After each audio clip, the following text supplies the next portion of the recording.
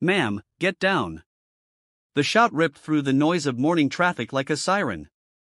Maya William turned just in time to see a blur lunge in front of her, and a thunderclap and pain erupted beside her. But it wasn't her pain. The man hit the ground hard, blood blooming across the left shoulder of his Navy work uniform. He didn't scream. He didn't even curse.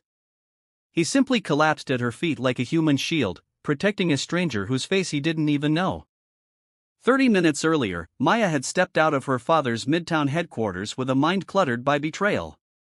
Just 2 days ago, she had uncovered evidence, emails, wire logs, encrypted chats, that one of Harold Williams' longtime deputies, Philip Noir, the company's executive vice president of development, had been leaking confidential project data to rival developers. Maya hadn't taken it to her father. Not yet. She knew what Harold William valued most: loyalty, silence, and results. Instead, she quietly initiated a third-party audit and legal review, determined to expose the rot from within. But somehow, Philip found out. She received the first threat that morning. A single line typed into the notepad app of a burner phone left on her car windshield. Some secrets are worth killing for. She tried to laugh it off.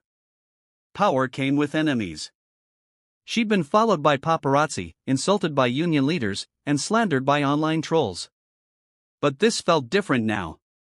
As she knelt beside a bleeding man on 33rd Street, watching his chest heave in shallow breaths, she knew she hadn't overreacted. She had been marked, and this stranger had just saved her life. "Are you okay?" the man wheezed, voice weak, but steady. She couldn't speak. The words stuck behind her ribs. The attacker had already tried to flee, but 2 construction workers and a delivery biker brought him down. Maya didn't even see it. She was too busy holding pressure to the wound on the stranger's shoulder with her silk scarf. "You're going to be okay," she whispered, though her hands trembled.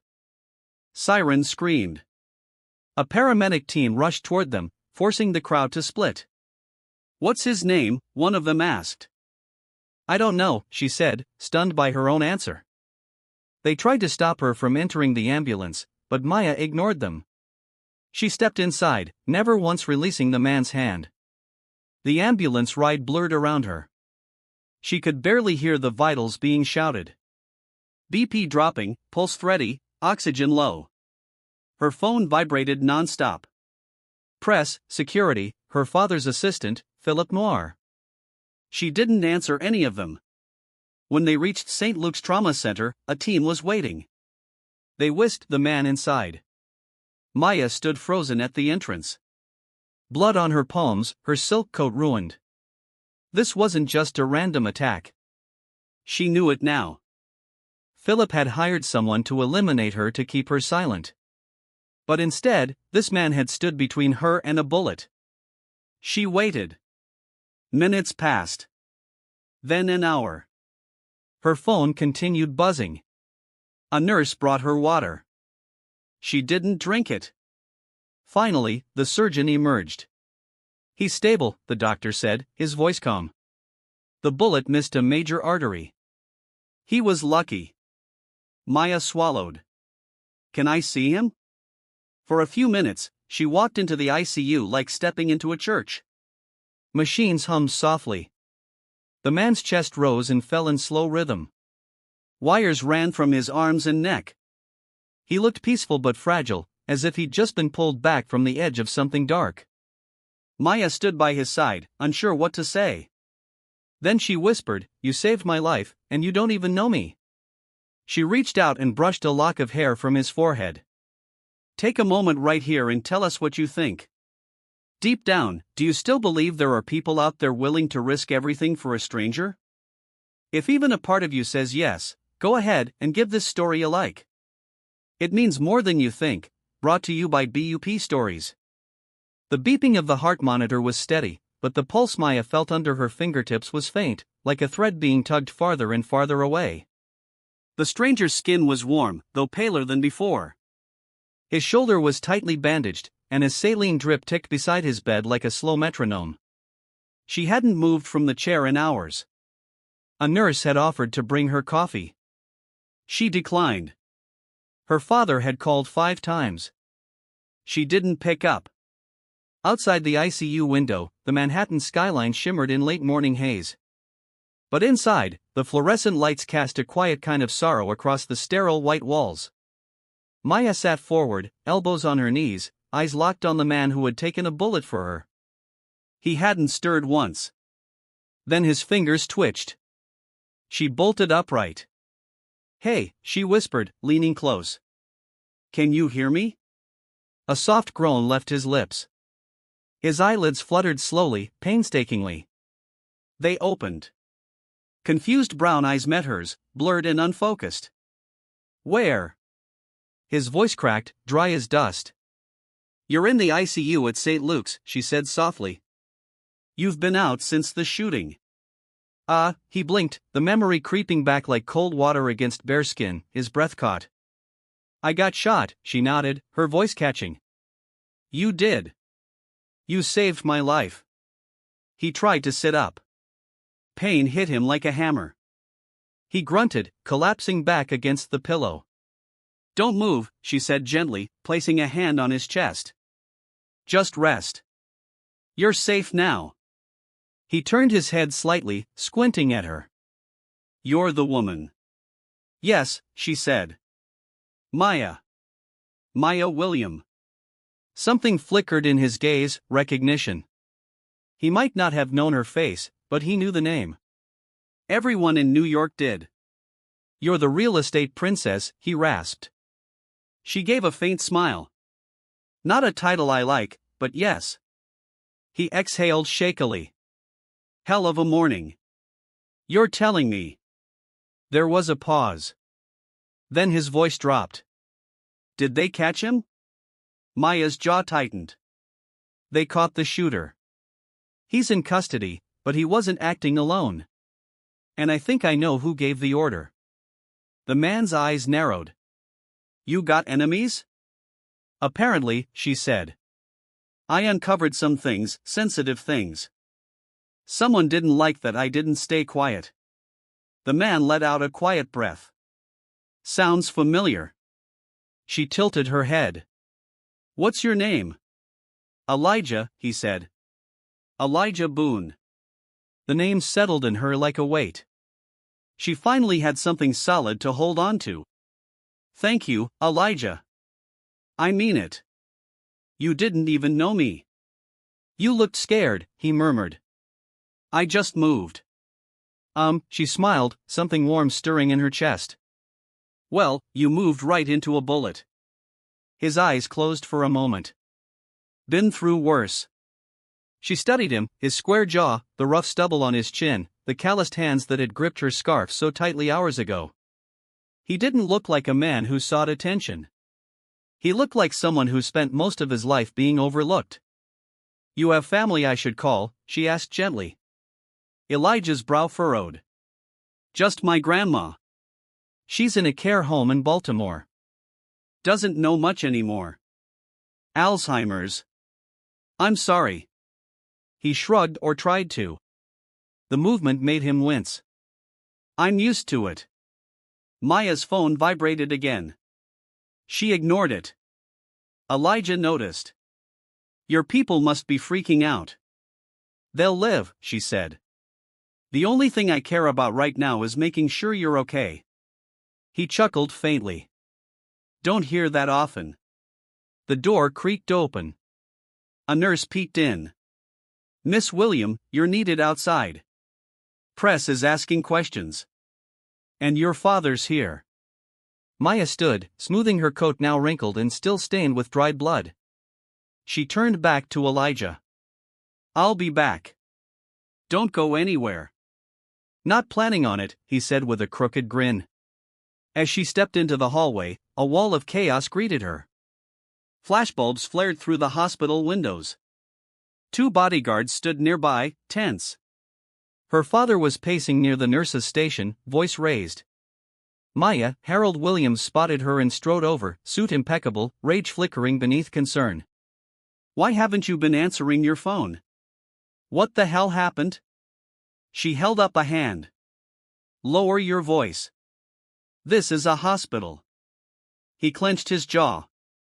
You've got the press circling like vultures. Our stock dropped 4 points in the last hour. And now I'm hearing you were targeted by a professional hitman. Is that true? Yes, she said flatly. Because one of your trusted VPs has been leaking internal data and I called him out. Harold's eyes darkened. Philip, she nodded. I have proof. I was going to bring it to you. He found out. This was his answer. Harold took a slow breath. Well, quietly. I don't want quiet, Maya said. I want justice. You want to destroy this company from the inside out. I want to protect the people who built it, not the ones who bleed it dry behind your back. Harold looked at her like he was seeing someone he hadn't met before. You've changed. I almost died this morning, Dad. That tends to put things into perspective. He fell silent. Maya turned to go back into the room. Maya, Harold said, voice low. Be careful with this man. You don't know his story. She paused. He saved my life, Dad. That's all the story I need right now. Back inside, Elijah was watching the ceiling, lost in thought. She walked in and he turned toward her. Back so soon? He asked. She smiled, sinking back into the chair beside his bed. Told you I would be. He looked at her for a long moment, then asked, You sure you want to be around a guy who attracts gunfire? You didn't attract it, she said. You stopped it. Outside, cameras clicked and security barked orders. But inside, in that quiet room, a different kind of story was beginning, one stitched, not with power or privilege, but with a single selfless act. And neither of them knew just how far that one bullet would carry them. By the next morning, Elijah Boone was no longer just a name on a hospital chart. He was a headline. Mystery maintenance man saves billionaire heiress. Who is the man who took a bullet for Maya William? The photos were everywhere, him bleeding on the pavement, Maya kneeling beside him, their hands locked in a grip as the ambulance doors closed. Elijah had no idea any of it was happening. He woke slowly, head pounding and body sore, to the rhythmic buzz of hospital machinery and the distant murmur of nurses changing shifts. His shoulder felt like it had been carved out with fire. He shifted, groaning, and saw Maya sitting in the corner again, this time dressed in jeans and a navy coat, hair pulled back, looking far too calm for someone whose name had just set the internet on fire. She smiled softly when she saw him stir. Morning. You're still here, he croaked. Of course, he blinked, his mind still catching up. What day is it? Tuesday, she said. You've been out a little over 30 hours. Elijah swallowed. Should I be dead? Maya shrugged one shoulder. The doctor said, if the bullet had been 2 inches lower, you would have bled out before the ambulance came. He nodded slowly, then frowned. Then I guess I should thank your scarf and your stubbornness. You're welcome, she said, then added, though the scarf didn't make it. Elijah smiled faintly. It faded quickly when he tried to sit up again, and pain jolted down his side. Easy, she warned, rising from her seat. You're not going anywhere soon. He grunted. I've got rent to pay. You've also got half the city outside wanting to name buildings after you, Maya replied, stepping closer. The press is calling you a hero. Someone even started a GoFundMe. You're already at $60,000. His eyes widened. $60,000? People are grateful, she said, and a little obsessed with mystery men. Elijah let out a short laugh, then quieted. Do they know who I am? Maya stated, I didn't give them your full name, but someone will. Probably soon. He looked away. That's not the kind of attention I want. I figured, she said. So, I turned down all the interviews and my dad's PR team is furious by the way. Elijah Boone, the PR nightmare, he muttered. No, she corrected gently. Elijah Boone, the man who saved a life and deserves to rest in peace without the world dissecting every detail. He looked at her, then really looked. For the first time since this began, her voice wasn't sharp or formal. It was warm, personal, and her eyes, though tired, held something he hadn't seen from anyone in years. Respect. You always like rescuing people in your spare time, he asked. Maya smiled. Only the ones who refuse to let anyone help them. He studied her for a moment, then asked, "Why are you really here, Maya?" She didn't blink. Because the man in this bed saved my life. Because he reminded me that sometimes doing the right thing means acting before anyone else does. And because I've had enough of watching good people go unnoticed. Elijah said nothing for a long time. Then, I wasn't trying to be a hero. I know. The room fell into a gentle silence. Then she reached into her bag and pulled out a small envelope.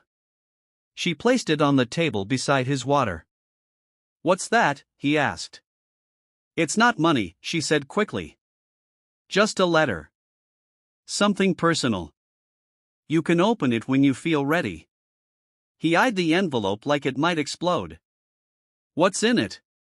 "Not instructions," she replied.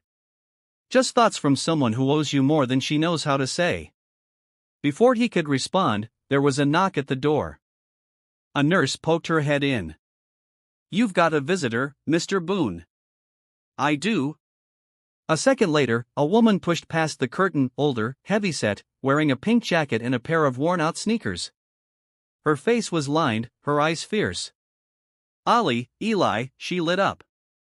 "Aunt Renee." She marched straight to the bed and wrapped her arms around him, careful of the shoulder, but tight enough to bring tears to his eyes. "You scared me half to death, boy," she cried.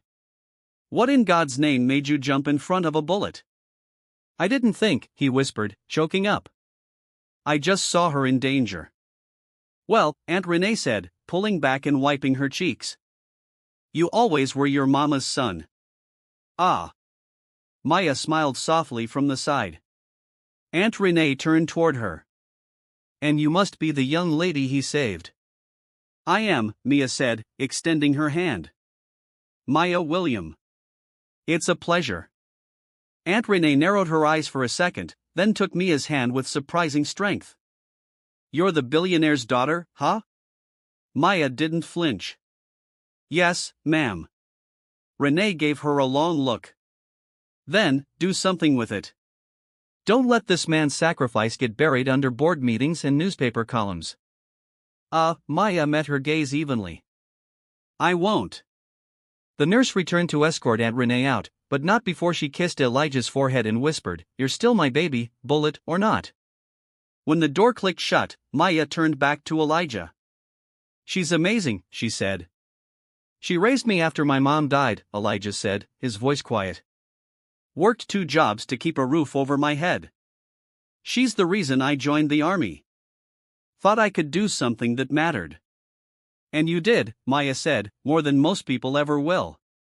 He looked at her, eyes soft now. "Why are you being so kind to me?" She hesitated, then, "Because someone once told me, the world doesn't change from the top. It changes from the ground up. And the ground just saved my life." Elijah didn't reply, but for the first time in years, something shifted in his chest. A slow warmth, a beginning.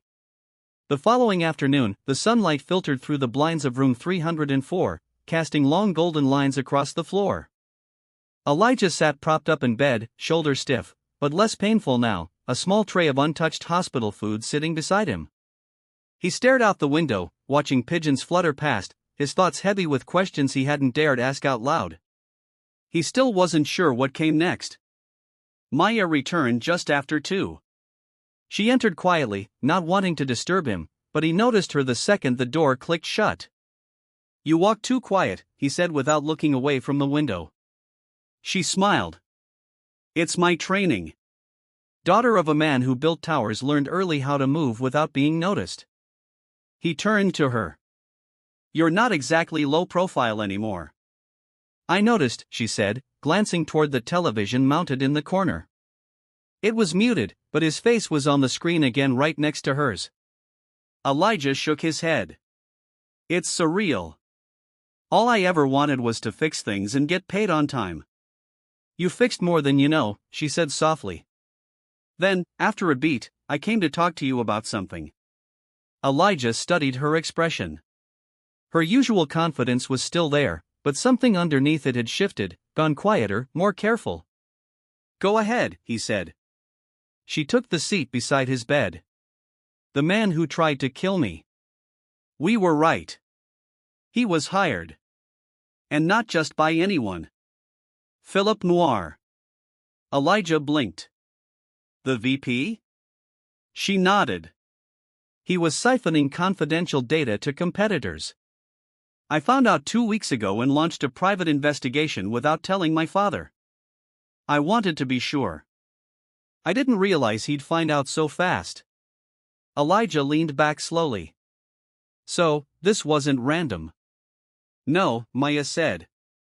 "He wanted me out of the way quietly. No scandal, no legal trail, just gone." Elijah let that settle. "You still planning to go public?" "I have to," she said. "If I stay silent now, what kind of leader does that make me?"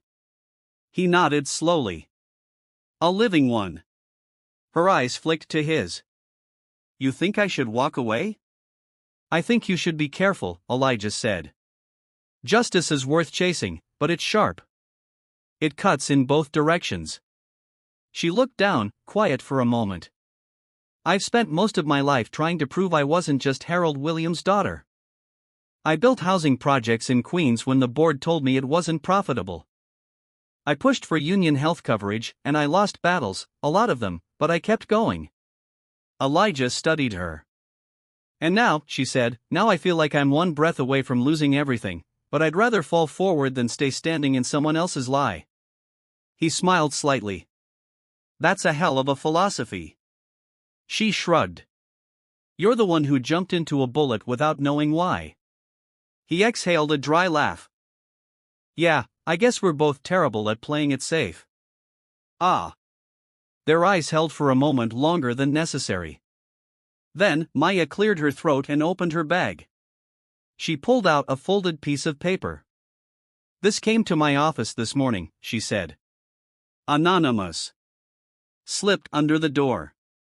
Elijah took the page with his good hand. It was printed in blocky text. No return address, no signature, just one sentence. "The man in the bed isn't who he says he is." He blinked. "You think this is about me?" "I don't know," she said. "But the timing, it feels like a warning." Elijah folded the page and set it on the tray. "There are things about me I don't talk about, Maya. But I've never lied about who I am." "I believe you," she said, voice steady. "I did get disciplined in the army," he added, not looking at her. 2017, Afghanistan. "I disobeyed a direct order during a civilian evacuation. Pulled a child out of a collapsed house after command called the area clear. 3 of my team followed. 1 didn't make it out." Maya's breath caught. "I'm sorry." "They gave me a dishonorable discharge," he said. "Stripped the benefits, took everything. I didn't fight it. I figured maybe they were right." "They weren't," she said firmly. He looked at her. "Now the world sees me as a hero, but all I feel is like a guy trying to make rent and keep his grandma from being moved to a cheaper facility." Maya reached for his hand gently. "Sometimes the world finally sees what a person was all along." A knock at the door interrupted them. This time it wasn't a nurse. It was a man in a gray tailored suit, clipboard in hand, security badge clipped to his belt. "Miss William," he asked, "we've secured the perimeter, but there's a crowd gathering out front. You're being asked for a statement. Also, your father is in the lobby."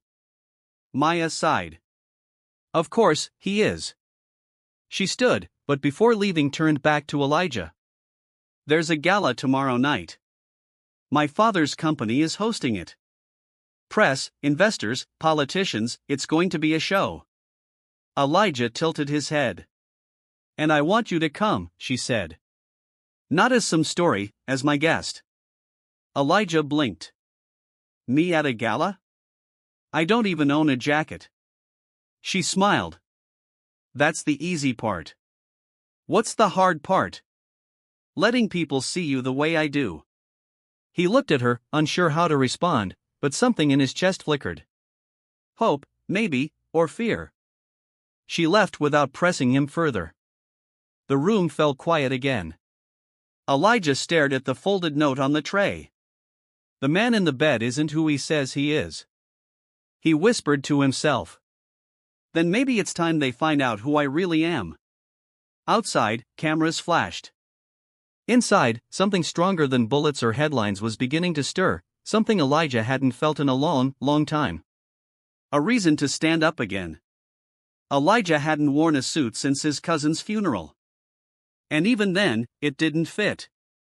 Now, standing in front of the floor-length mirror in a quiet hospital recovery room, he barely recognized the man looking back at him. The tuxedo fit too well. The lines were sharp, the fabric heavy, expensive. He looked like someone who had a seat at the table. But under the polished surface, he was still a man healing from a bullet wound, a dishonorable discharge, and years of being invisible. The door creaked. Maya stepped in wearing a sleek midnight blue gown with a neckline that said elegance, but a stare that said power. She paused for a moment, just looking at him. "You clean up well," she said. Elijah gave a slow nod. "Still feels like I'm wearing someone else's life." She approached, careful not to touch his bandaged shoulder. "You're not. You just never had the stage." He chuckled quietly. "Is that what tonight is, a stage?" "It's the center of the chessboard," she replied. "My father's biggest investors will be there. Journalists, board members, senators, including one who just agreed to investigate the whistleblower report I sent." Elijah's face grew serious. "You're really doing this?" "I have to," she said. "I won't let Philip walk away clean. Not after what he did. Not after what it cost you." He nodded slowly. "Then let's go put some truth into a room full of liars." The William Foundation Gala was held inside the Rosemont Grand, one of Manhattan's oldest ballrooms. The chandeliers glittered like champagne. Waiters passed around silver trays of hors d'oeuvres Elijah couldn't pronounce. It was a world he had only ever seen from outside the service entrance. The moment they entered, cameras snapped. Maya walked beside him, straight-backed, her hand light on his good arm. Whispers followed them, soft, sharp, curious. "Is that him?" "That's the guy who saved her." "Does he even know how to use a salad fork?" Elijah ignored them. He focused on Maya, who nodded politely, smiled strategically, and walked like she owned every inch of marble beneath her heels. "Breathe," she whispered, sensing his tension. "I am," he said through clenched teeth. "Barely." A man in his 60s, tall and angular with a smooth voice and colder eyes, approached. "Harold William, her father, Elijah." Harold said with forced warmth. "Glad you could join us." "Didn't have much of a choice," Elijah replied coolly. "Your daughter insisted." Harold's smile tightened. "She does that." Maya stepped in. "Dad, let's not do this here." "I'm just being polite," Harold said. "But I do hope you're enjoying your 15 minutes, Mr. Boone. I imagine it's a very different view from a boiler room." Elijah straightened but didn't rise to the bait. "It is, cleaner air." Maya grabbed Elijah's arm and guided him away. As they moved through the room, she whispered, "He's trying to provoke you." "Was it that obvious?" "You kept your composure." "That's more than most people do." Elijah exhaled slowly. "I don't belong here, Maya." "Yes, you do." "No," he said.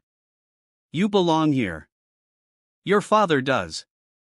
Even if I can't stand him." "But me?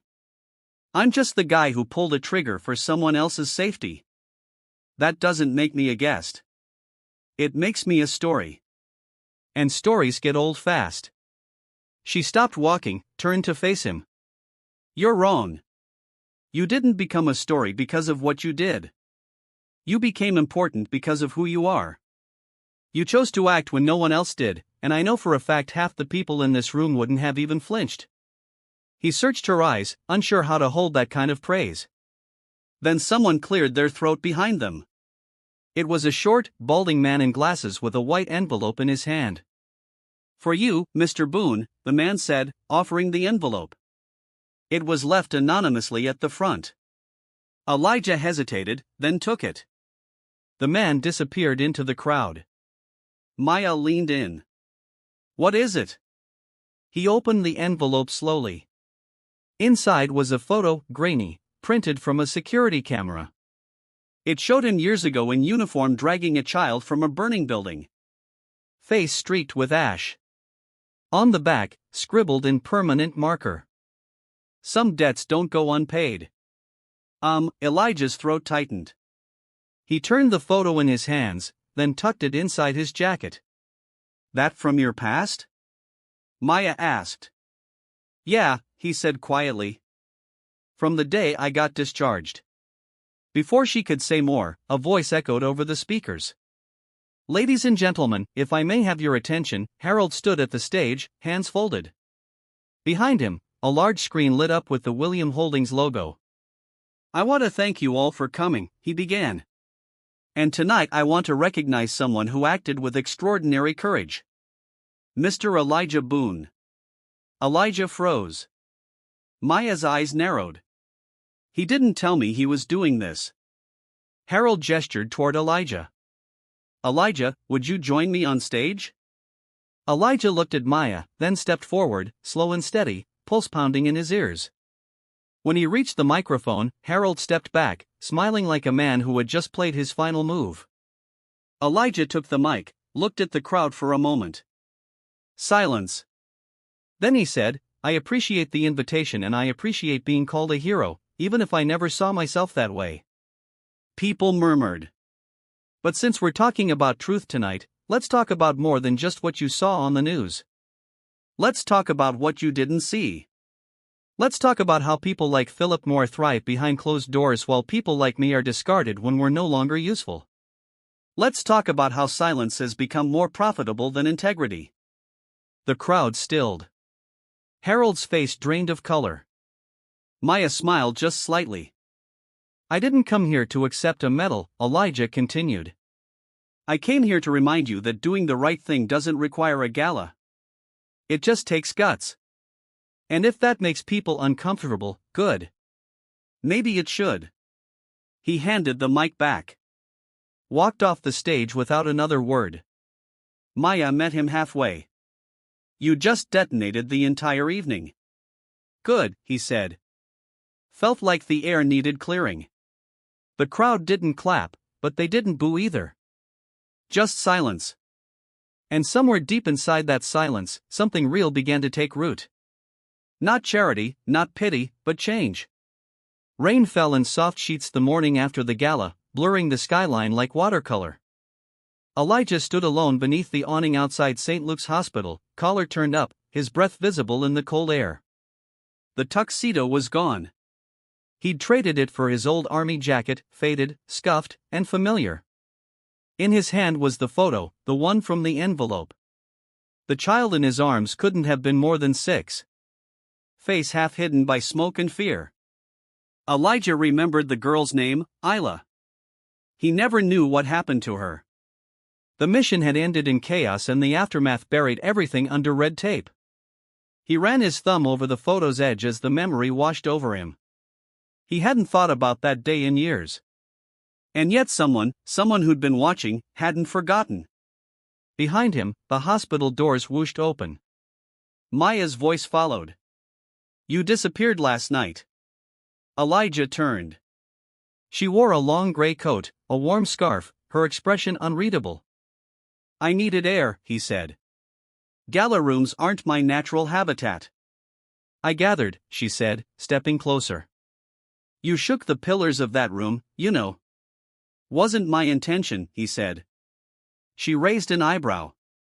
"Then what was?" He looked out into the rain. A pause. The air between them thickened with unsaid things. Then she stepped beside him. "There's fallout," she said. "My father's board is furious. Investors are backing out. Philip hasn't been seen since last night." Elijah didn't flinch. Good. Let him run. There's more, she said. That photo, the one in the envelope, the building you pulled that child from, it was owned by a shell company tied to my father's holdings. Substandard materials, no inspections. It collapsed during an air raid. Elijah stared at her. Are you saying he was responsible? I'm saying he buried it, Maya replied. We did the digging. Records were scrubbed, names paid off. But the shell leads straight back to a subsidiary under William Development. He looked down at the photo again. The weight of it now doubled. She added, that's why you were discharged. That's why they wanted you gone. Silence pressed in. Then Elijah exhaled. I knew something didn't add up, but I didn't have proof. Just a feeling. Well, now you have both, she said. He looked at her, eyes steady. And what are you going to do with it? She met his gaze without hesitation. Expose it. Everything. That includes your father, he said. She nodded. I know. The wind picked up, sending a spray of rain sideways. Elijah tucked the photo into his jacket. Then I'm with you, he said. A flicker of emotion passed across her face. Gratitude, relief, maybe something deeper. She didn't speak. She didn't have to. They walked together, side by side, through the drizzle. The streets were quiet, the city subdued. That evening, Maya called an emergency press conference. Cameras flashed like wildfire as she stood behind the podium at the company's headquarters, shoulders squared, voice calm. I've spent my career believing that our legacy meant progress. But progress without accountability isn't progress at all. It's negligence. Elijah watched from the wings, hands in his jacket pockets, heart pounding. The events that transpired in Afghanistan and the attempt on my life last week are connected by one thing. Corruption hidden under my family's name. That ends now. Reporters fired questions. Are you implicating your father directly? Do you have proof? Is the man who saved you here tonight? Maya held up the photo. This image isn't just a memory. It's evidence of a cover-up of a hero who paid the price for doing what was right. His name is Elijah Boone. And if the world has any decency left, it will listen to him. Backstage, Elijah felt the room shift. Not with applause. There was none yet, but with respect. Later that night, in a quiet corner office, Maya leaned against the window, staring out at the city lights. Elijah stood nearby, fingers curled around a coffee mug. That was brave, he said. So was getting on that stage last night, she replied. He took a breath. I didn't do this for recognition, Maya. I know, she said. That's why it matters. A long pause settled between them. Rain tapped gently against the glass. Finally, Elijah said, so what happens next? Maya looked over. I resign. I dismantle the shell companies. I open the books. And I help rebuild what we broke. He nodded. You'll make enemies. She smiled faintly. I already have. He stepped closer. And me?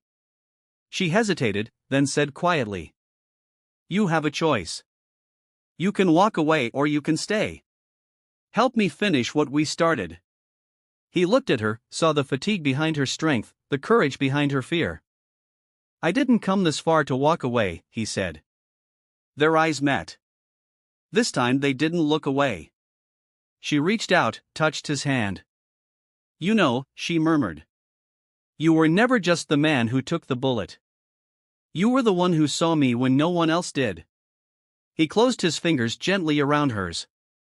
And you were the one who made me believe I still had something to give. What? He looked at her, smile small but true. Hope. Outside, the rain stopped. Inside, something else had just begun. Something neither of them could name yet. But it felt real. And for the first time in a long time, it felt like hope. 2 days after Maya's press conference, the fallout hit like a tidal wave.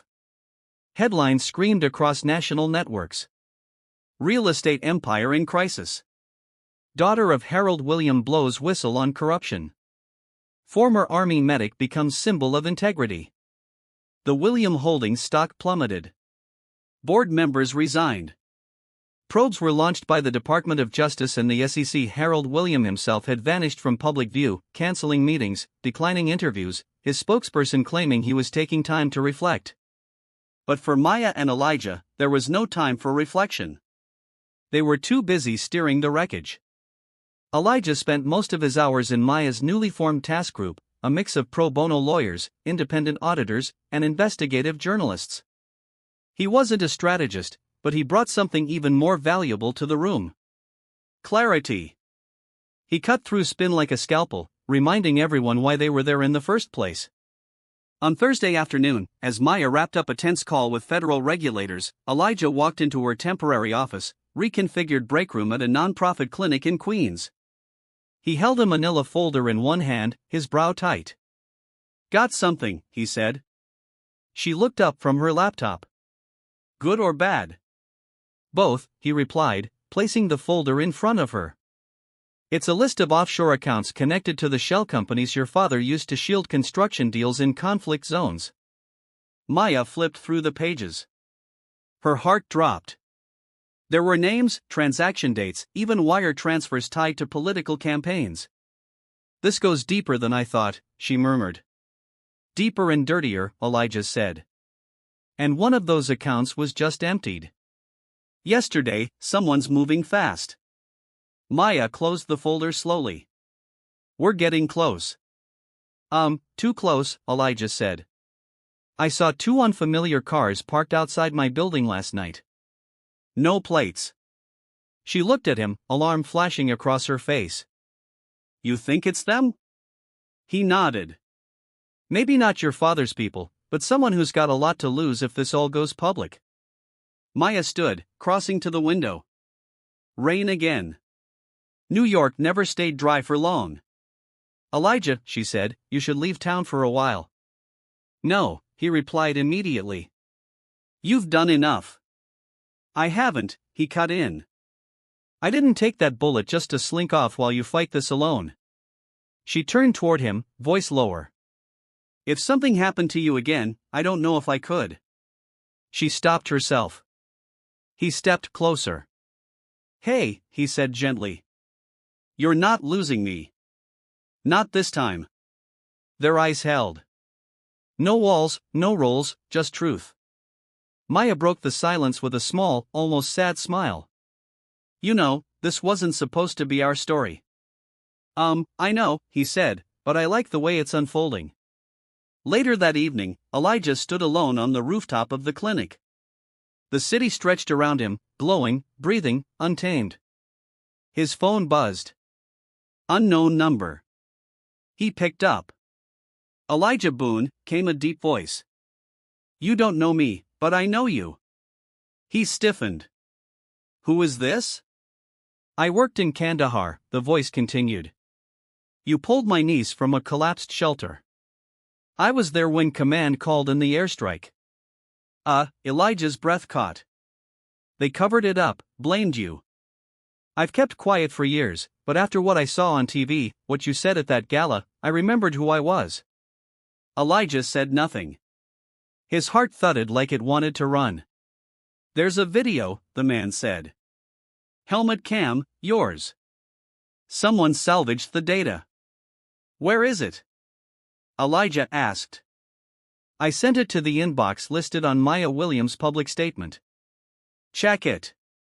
And one more thing. Thank you for not staying silent." The call ended. Elijah stood motionless. Phone still pressed to his ear. He rushed down the stairs two at a time. Maya was still in the office, sipping lukewarm tea, eyes red from strain. He threw open the door. "We have proof," he said. "What?" He explained quickly. She opened her laptop, dove into the inbox, and there it was, a secure download link. 7 minutes and 42 seconds of compressed helmet cam footage. They watched in silence. The video showed a dusty courtyard, gunfire in the distance. Elijah's voice, steady, issuing instructions. Then the collapse, screams, dust clouding everything. And through it, the unmistakable image of Elijah digging through rubble with bare hands, pulling out a crying girl. Then radio chatter, a superior ordering a strike despite local civilians present. Elijah's voice. Negative. There are still people in here. Children, we need more time. Command, that's not your call. Move out, Elijah. I'm not leaving them. The footage ended. Maya sat back, stunned. They buried this. They tried, Elijah said. But someone remembered. Maya turned to him. This isn't just proof of your innocence. It's an indictment on the army, on the cover-up, on the entire system that made you disappear. Elijah exhaled slowly. Then let's make sure it never happens again. The next morning, they released the video. It spread faster than either of them anticipated. From veterans forums to CNN, from podcasts to primetime news. By nightfall, #JusticeForElijah trended nationwide.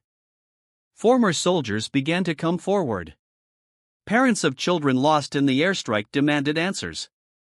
Maya stood by Elijah's side through every interview, every press call, every whispered threat that came in the aftermath. And through it all, something shifted. People began to listen, not just to the headlines, but to the silences Elijah had carried for years. In one interview, a host asked, if you could go back to that day before the shooting, before the betrayal, before the press, would you still have done it? Elijah looked into the camera, then turned his gaze toward Maya, who stood just off-screen. Yes, he said, because saving someone was never a mistake. But this time, I didn't just save a stranger. I found something I didn't think I deserved. A second chance, a purpose, maybe even someone to walk it with. And in the quiet afterward, Maya felt tears slip down her cheek. Not because he said it, but because he meant it. A week passed, but the world had changed. Elijah stood in a tailored Navy suit outside the federal courthouse in Manhattan, the wind tugging at the edges of his coat like a reminder of the battle still ahead. Maya stood beside him, poised in a charcoal gray blazer, her posture tall, her expression unreadable. Cameras flashed.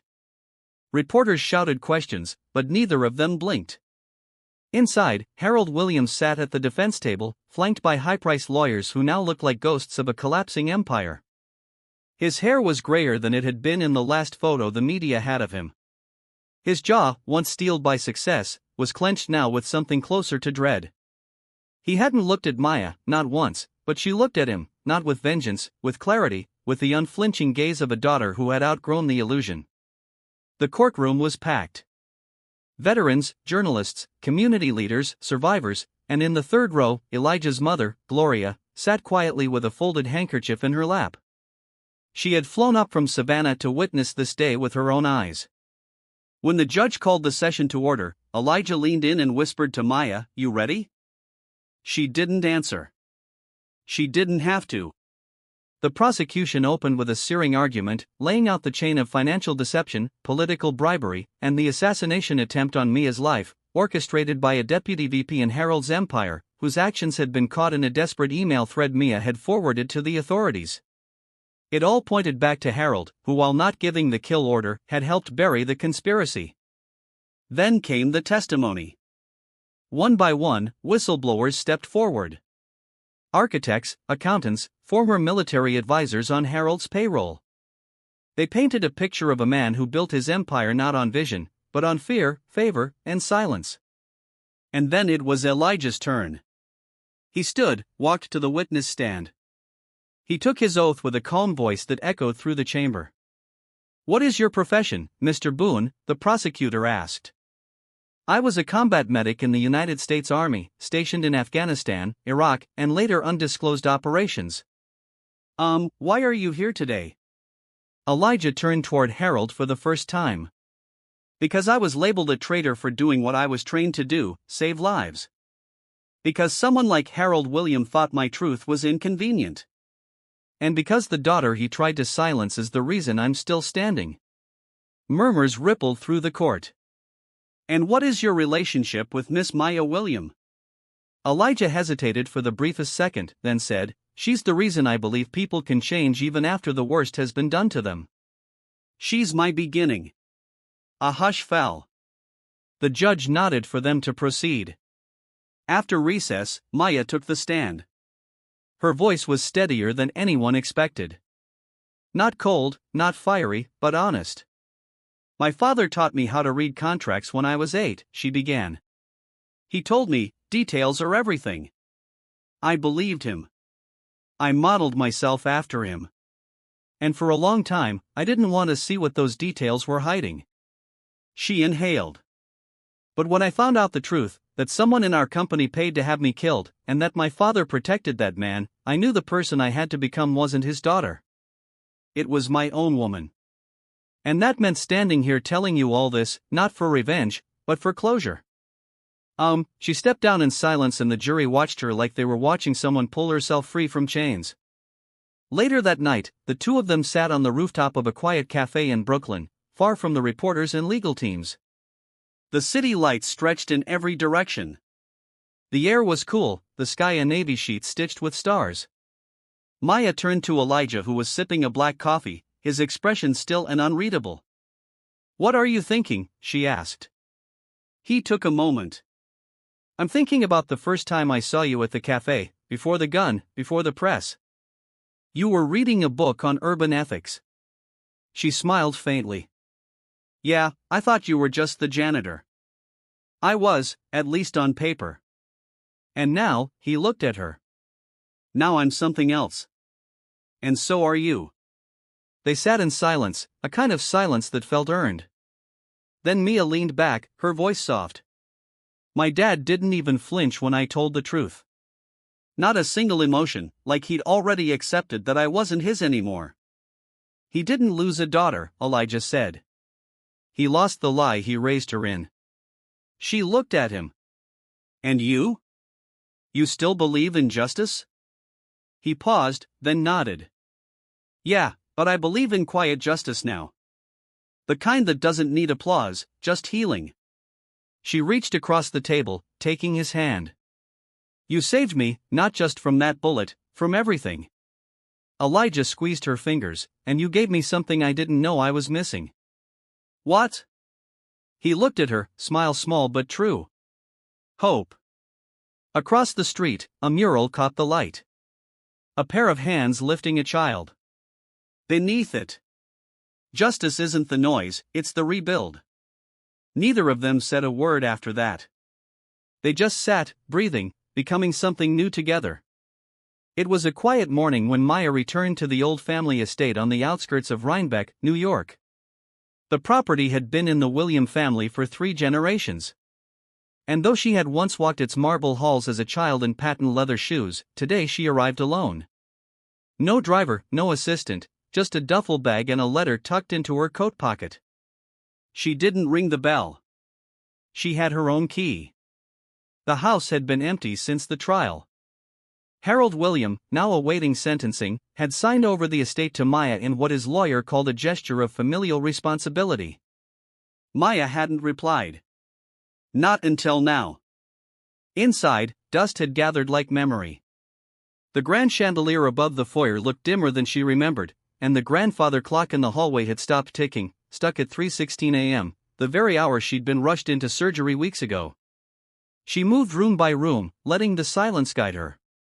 In her father's old study, the walls were still lined with framed magazine covers, Forbes, The Wall Street Journal, Time.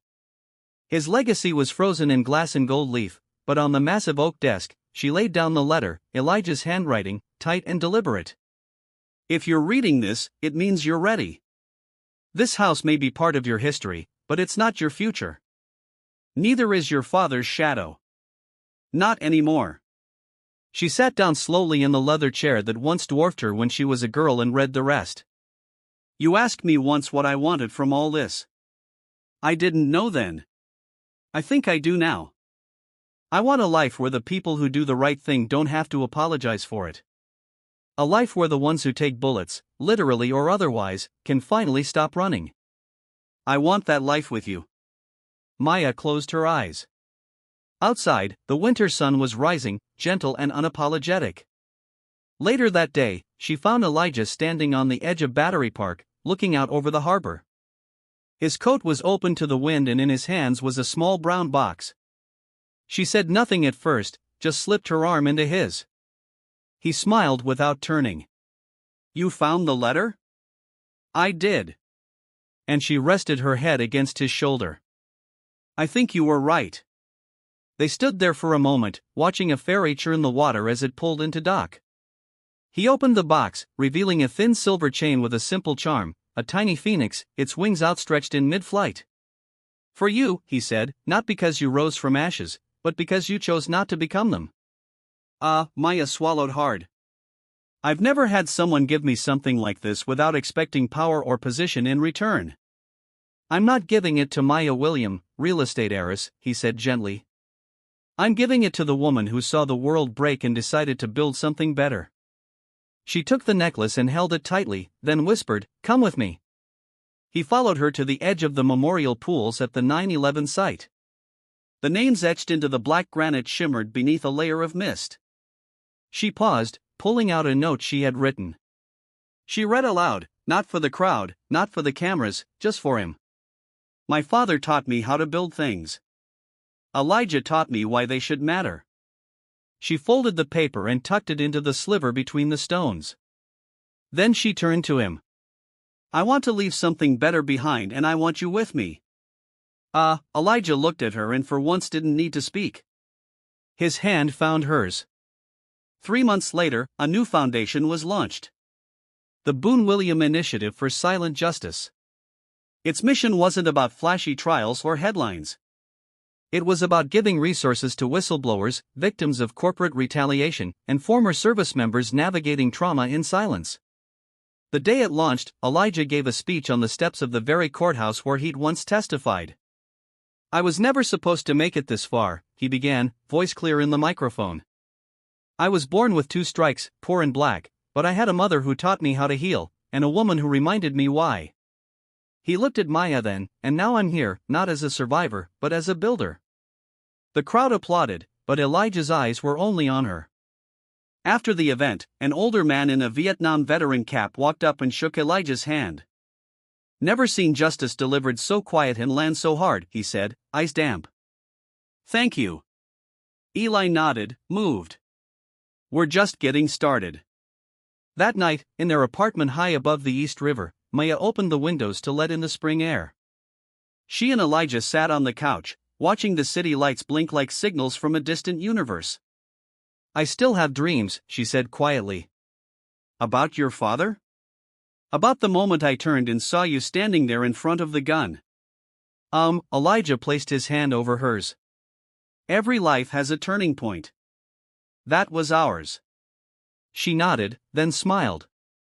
"You know," she said, "there's one thing I haven't told you yet." "What's that?" She leaned in, kissed his cheek, and whispered, "I love you." Elijah closed his eyes, and for the first time in a long time, he let himself believe he was home. Across the room, the Phoenix charm caught the moonlight, casting a soft glow on the wall. A new story was beginning, one not about wealth or revenge, but healing. And for Maya William and Elijah Boone, that was more than enough, brought to you by BUP Stories.